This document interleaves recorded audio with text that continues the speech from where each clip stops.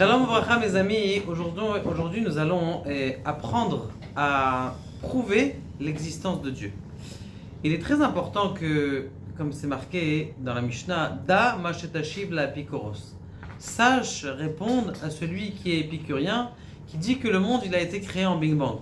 C'est important de savoir ça, qu'il soit incrusté dans la tête, parce que si quelqu'un ne sait pas ça, eh bien sa émouna elle va en fonction de ses régachot.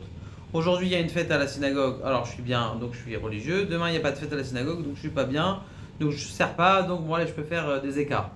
Donc c'est très important de savoir que Akadosh Baruch Hu, il est là et de le prouver de façon, comment on appelle ça, logique. Comment faire ça? J'ai dû vous la faire une fois cette vidéo, mais c'est bien de la refaire.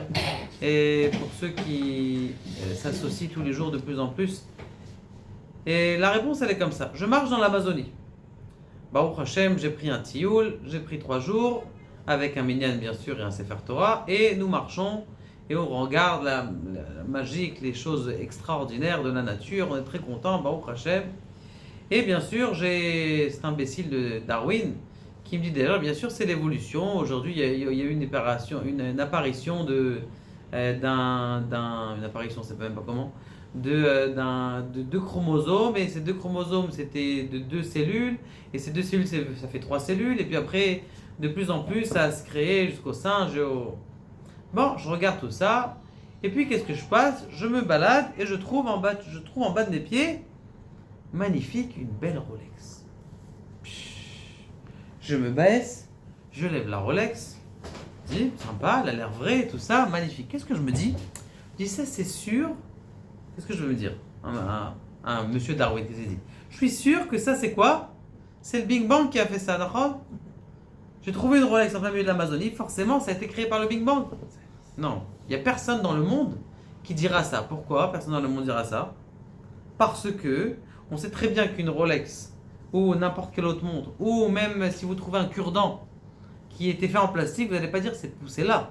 Vous allez dire c'est sûr qu'il y a quelqu'un qui est passé ici, ou une gourde ou une bouteille d'eau, vous allez dire c'est quelqu'un qui est passé ici qui a posé cette gourde ici. Maintenant, je continue à regarder et je trouve une fleur extraordinaire avec des couleurs magnifiques.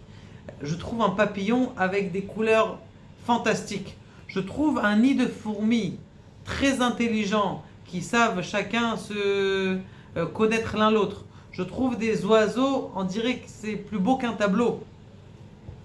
Et je suis en train de comparer, je regarde la montre que je viens de trouver, et je regarde cet oiseau, ce papillon que je viens de voir. Et qu'est-ce qui est le plus complexe entre les deux? La Rolex ou le papillon? Le papillon, il a de quoi manger, il a une langue, il a un goût, il a des yeux, il a de quoi digérer, il a de quoi voler, il a de quoi se poser, il a de quoi manger, il sait quoi manger aussi. Ce que les hommes des fois ne savent pas, ils mangent des bêtises. Le papillon, il sait quoi manger, quoi pas manger. On n'a pas trouvé comment on appelle ça, voilà, des singes avec le diabète, il n'y en a pas. Il n'y a pas de singes avec le diabète. Même s'ils mangent toute la journée, ils savent quoi manger, ils ne savent pas quoi manger. Alors que les hommes, eux, ils ne savent pas quoi manger. Donc, de là, on voit que la nature, qu'Akadosh Baruch Hu a créé, ça tu dis, la Rolex, c'est sûr qu'il y a quelqu'un qui a passé. Mais quand tu vois un papillon, tu dis non, ça a été fait tout seul. Donc forcément, qu'avec la complexité que vous avez dans le monde, la température exacte qui est spéciale pour un homme, si par exemple vous allez sur Vénus, le matin, quand vous vous réveillez, vous êtes à plus 80 degrés, à midi, quand vous êtes à plus 270 degrés, et la nuit, vous êtes à moins 270 degrés. C'est la planète d'à côté, c'est la planète que vous voyez, la première étoile que vous voyez dans le ciel, c'est Vénus. C'est pas une étoile, c'est une planète. Et cette planète-là, on n'aurait pas pu habiter dessus. D'accord? On est pile à un bon endroit entre le Soleil et les galaxies. Il fait assez bon le soir. Bon, des fois il fait un petit peu chaud, mais on peut s'arranger quand même.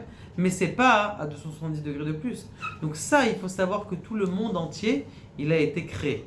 Il y en a un pour être reçu dans le cours du Rabbi Mezrich. Un grand... Il y en a un qui vient et dit Rav, je veux être dans ton cours. Il lui dit je veux savoir comment elle est ta Emouna. Il lui dit je sais pas, je suis un Imam Amin. Il dit mais combien t'es Amin? Elle dit, je sais pas. Elle dit, voilà, je te pose une question, c'est un examen d'entrée. Et c'est quoi l'examen d'entrée? Tu vois, là, il y a une brouette. Dans cette brouette, il y a plein de gravats, de restes, de construction et tout ça. Est-ce que tu es ma'amine que chaque petite pierre, elle est posée comme la volonté d'Akadosh Baruch Hu, ou t'es pas ma'amine de ça? Tu dis, non, j'imagine que Akadosh Baruch Hu, il pense pas à comment faire ses gravats. Il lui dit, t'es pas accepté dans le cours, tu peux partir. Un mois plus tard, il est revenu. Il a dit, Ani ma'amine, je crois que chaque gravat et chaque brindille d'herbe dans le monde, c'est la volonté d'Akadosh Baruch Hu. Il a envoyé à Akadosh Baruch Hu un malach pour mettre cette pierre comme ça et pas comme ça, pour mettre ce papillon comme ça et le poser à cet endroit-là et à cet endroit-là. Et chaque personne qui est posée dans le monde, eh bien, il a sa place, il a son endroit, et chacun, Akadosh Baruch Hu, il sait exactement où le mettre. Donc, si tu es ma'amine de ça, alors là tu peux rentrer dans le cours. Nous aussi, on doit être ma'amine. Akadosh Baruch Hu, que chaque chose qui est fait dans le monde, eh bien, c'est géré par Akadosh Baruch Hu. Chaque seconde, pas chaque seconde, chaque heure, il y a des badédinim dans le ciel qui sont en train de vérifier est-ce que nos actes ils sont bien ou ils sont pas bien. Et en fonction de ça, plus on fait du bien, et plus Akadosh Baruch Hu, il peut nous envoyer du bien. Et c'est ce que je souhaite à tout le monde. Baruch Adonai, l'Olam Amen.